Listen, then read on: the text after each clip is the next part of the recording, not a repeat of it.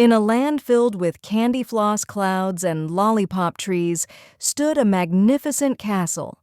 Inside, a magical soda fountain bubbled day and night, creating the tastiest fizz in the kingdom. But one day, the fizz fizzled out. Bunny, a cute rabbit with a detective hat, hopped into the hall, his nose twitching. He was on the case. No fizz. This is a job for Bunny the Brave, Bunny said, determined. Bunny followed a trail of spilled soda to the kitchen, where he found, "Oh, my whiskers!" Bunny exclaimed, surprised. A mischievous squirrel, Nutsy, was filling his cheeks with the magical fizzing powder. "Heh, nummy," Nutsy said, his speech muffled due to cheeks full of powder, mischievously. "Nutsy, the fizzing powder is for everyone," Bunny said, exasperated. Nutsy, realizing his mistake, sheepishly returned the powder. Bunny mixed it back into the fountain, and the fizz returned with a joyful gurgle. "Hooray! The kingdom is saved!" Bunny cheered. "And I learned a lesson about sharing," Nutsy said, remorseful. And so the fizz fountain bubbled on, bringing joy to all, thanks to a brave bunny and a squirrel who learned to share. The end. But what's this? Confetti fills the sky as the happy critters gather for a celebration. "Look, Nutsy! Everyone is here for the Great Fizz Festival," Bunny said, excited.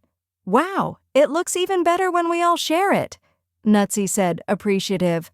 With laughter ringing out and the fizz flowing, the festival was a dazzlement of color and delight.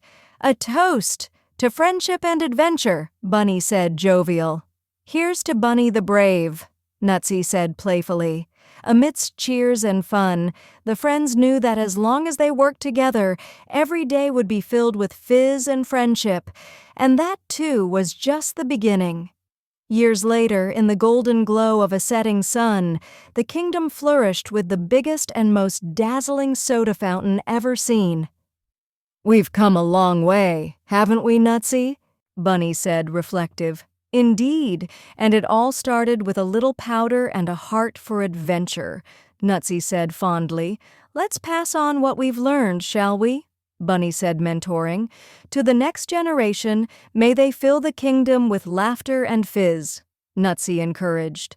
And so, under the watchful eyes of Bunny and Nutsy, the next tale of friendship and discovery began to unfold. Always remember, the greatest adventures are those we embark on together, Bunny said wisely. And sometimes the biggest lessons come from the smallest of mistakes, Nutsy reflected. "Will you tell us more about your adventures?" a young rabbit asked, curious. "Of course. There was once a time when we had to climb the Sugar Plum Mountain to find the lost crystal candy cane," Bunny said.